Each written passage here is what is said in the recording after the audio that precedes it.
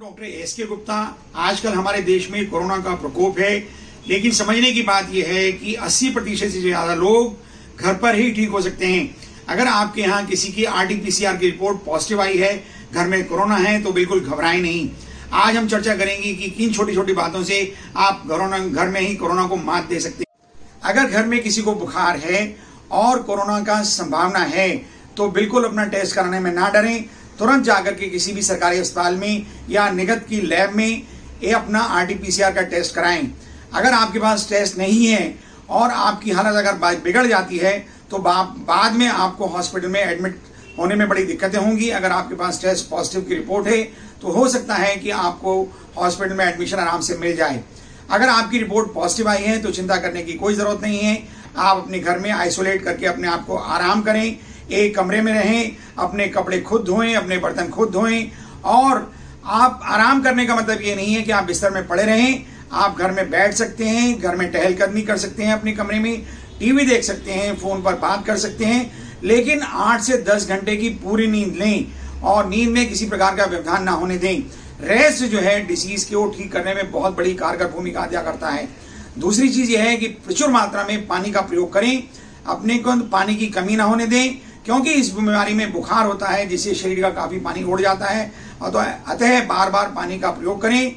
Liquid ले सकते हैं, कोल्ड ड्रिंक पी सकते हैं, जूस पी सकते हैं, सूप पी सकते हैं, नारियल का पानी पी सकते हैं। और अब बुखार के लिए क्या करना चाहिए? अगर आपको बुखार है तो आप पैरास्टामोल की गोली ले सकते हैं। डोलो 650 मिलीग्राम की गोली बहुत पॉपुलर गोली है और बुखार को कम करने में बहुत सहायक है। अगर आपको बुखार इससे ठीक नहीं हो रहा है, बार बार बुखार आ रहा है, बदन में दर्द है, तो आप इसके साथ मेफ्टाल की गोली जोड़ सकते हैं या साथ में निमोलिड की गोली सुबह शाम या एक बार ले सकते हैं। डोलो की गोली दिन में 2 या 3 बार भी ली जा सकती है। इसको लेने में किसी प्रकार का संकोच ना करें। तीसरी महत्वपूर्ण बात यह है कि आप अपने घर में रहते हुए अपनी फिंगर में SpO2 का मॉनिटरिंग करते रहें। यह एक इस प्रकार का यंत्र है जो कि आपके शरीर में ऑक्सीजन की मात्रा को बताता है। देखिए, अब हम इसको टेस्ट करेंगे। आप जो है इस प्रकार का यंत्र जो है बाजार से किसी भी केमिस्ट की दुकान से ले सकते हैं। इसको लगाने के बाद आप लगभग 30 सेकंड तक प्रतीक्षा कीजिए, क्योंकि इसके अंदर पल्स आती है और ये आपको बता देगा कि आपकी ऑक्सीजन सैचुरेशन कितनी चल रही है। बहुत सारे पल्स ऑक्सीमीटर्स के अंदर साथ में नब्ज भी आती है। आप पल्स ऑक्सीमीटर के अंदर ये देखिए कि आपकी ऑक्सीजन जो है हमेशा 95 से अधिक रहे। अगर आपकी ऑक्सीजन 95 से नीचे जाती है तो आपके लिए चिंता का विषय हो सकता है। अगर आपकी ऑक्सीजन ठीक चल रही है तो आप जो है 5वें दिन के बाद आप जो है 5 मिनट तक चलिए और चलने के तुरंत बाद ऑक्सीजन देखिए। अगर आपकी ऑक्सीजन 5 अंक से ज्यादा गिर जाती है, यानी कि पहले से मान लीजिए आपकी ऑक्सीजन 96 चल रही थी और अब वो 92 या 91 आ जाती है, तो यह एक चिंता का विषय है। तुरंत अपने डॉक्टर से संपर्क स्थापित कीजिए। अगर आपकी ऑक्सीजन लगातार 99-98 चल रही है तो आपको चिंता करने की कोई बात नहीं है।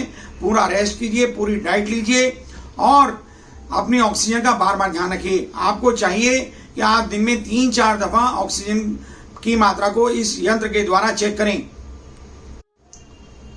शुरू में आपकी ऑक्सीजन बिल्कुल नॉर्मल हो सकती है, लेकिन जैसे जैसे बीमारी बढ़ती है बुखार ठीक होने लगता है, लेकिन ऑक्सीजन कम होने लगती है।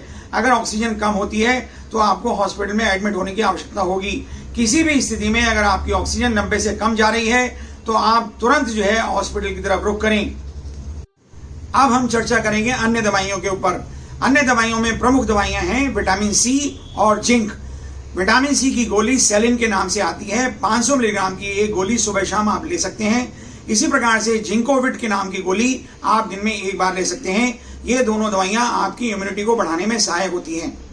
बहुत सारी दवाइयां जैसे कि एजिथ्रोमाइसिन, डॉक्सीसाइक्लिन, आइवरमेक्टिन, ये दवाइयां आपके डॉक्टर लोग आपको लिखते हैं। ये दवाइयां वायरस के ऊपर किसी भी प्रकार का प्रभाव नहीं डालती हैं, ना ये वायरस को खत्म करती हैं और ना ये वायरस को मारने में सक्षम हैं। ये दवाइयां वायरस के साथ होने वाले सेकेंडरी इन्फेक्शन को रोकने के लिए दी जाती हैं। अगर आपको ये दवाइयां आपके डॉक्टर ने लिखी हैं तो आप इनका सेवन 3 से 5 दिन तक कर सकते हैं, लेकिन अपने डॉक्टर के संपर्क में रहते हुए इनका सेवन। एक चर्चा फेविपिरावीर के ऊपर। अगर आपको आपके डॉक्टर के द्वारा फेविफ्लू या फेविपिरावीर की दवा लिखी गई है तो आपको इस दवा के विषय में ज्यादा चिंता करने की आवश्यकता नहीं है। ये बहुत ही ज्यादा वीक, बहुत ही ज्यादा कमजोर एंटीवायरल ड्रग जो कि कोरोना वायरस के ऊपर बहुत ज्यादा प्रभावशाली नहीं है, लेकिन ये दवा फिर भी लिखी जा रही है। बहुत सारे जो अध्ययन हुए हैं उनके अंदर ये दवा बहुत कारगर नहीं पाई गई है। अतः अगर आपको ये दवा मार्केट में नहीं मिलती है तो इसके प्रति ज्यादा परेशान ना हो, ज्यादा घबराहट महसूस ना करें। बहुत सारे मरीज इस दवा के बिना भी ठीक हो सकते हैं।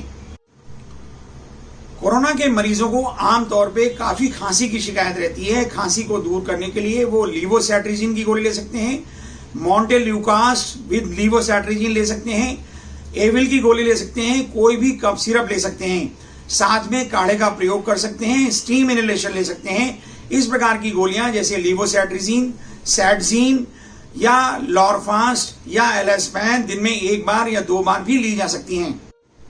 अब चर्चा करते हैं कि कोरोना के मरीजों को कौन कौन से टेस्ट कराने चाहिए। बहुत सारे टेस्ट जो है मार्केट में उपलब्ध हैं, लेकिन सभी टेस्ट कराने की आवश्यकता नहीं है। आपको केवल CBC, CRP, डी डाइमर और ब्लड शुगर चेक कराने की आवश्यकता है। इस प्रकार के टेस्टों को दूसरे या तीसरे दिन कराना चाहिए और उसके बाद छठे 7वें दिन इनको रिपीट करना चाहिए। अगर किसी मरीज की हालत बीच में बिगड़ती है तो हो सकता है आपके डॉक्टर आपको और अधिक टेस्ट कराने की सलाह दें। अपने डॉक्टर की सलाह से आगे टेस्ट कराएं। हम समझते हैं कि हमारे इस वीडियो से आपको माइल्ड डिसीज को मैनेज करने में काफी सहायता मिलेगी। अगर आपका ऑक्सीजन लेवल किसी प्रकार से कम हो जाता है तो आप घबराएं नहीं, क्योंकि आजकल ऑक्सीजन की कमी है, बेड नहीं मिल रहे हैं। आप अपने घर में अपनी छाती के नीचे तकिया लगाकर उल्टा लेटकर लंबी लंबी सांस लें। इस प्रकार करने से आपका ऑक्सीजन लेवल बढ़ जाएगा और आपको ऑक्सीजन की आवश्यकता कम होगी। अपने घर में आप ऑक्सीजन कॉन्सेंट्रेटर के द्वारा भी 5 से 10 लीटर तक की ऑक्सीजन ले सकते हैं, लेकिन ऑक्सीजन लेने की आवश्यकता आपको तभी पड़ेगी जब आपका ऑक्सीजन का लेवल पल्स ऑक्सीमीटर के अंदर 90 से नीचे दिखाया जा रहा हो। अगर आपका ऑक्सीजन सैचुरेशन 90 से ऊपर है तो आपको तुरंत ऑक्सीजन की कोई आवश्यकता नहीं पड़ेगी। अन्य समझने की बात यह है कि इन सब चीजों के करने के बावजूद भी आपका बुखार 7 से 8 दिन तक आपको तंग कर सकता है। आप अपना मोरल हाई करके रखें, घबराएं नहीं, आप अवश्य ठीक हो जाएंगे। केवल 10 से 15% मरीज ही बिगड़ते हैं और केवल 5% मरीजों को ही आईसीयू में भर्ती करने की आवश्यकता पड़ती है। 85% तक मरीज घर पर आराम से ठीक हो जाते हैं। धन्यवाद। हम समझते हैं कि हमारे इस वीडियो से आपको माइल्ड डिसीज को घर पर ही मैनेज करने में मदद मिलेगी। आप हमारे वीडियोस को लाइक करें, हमारे चैनल को सब्सक्राइब करें।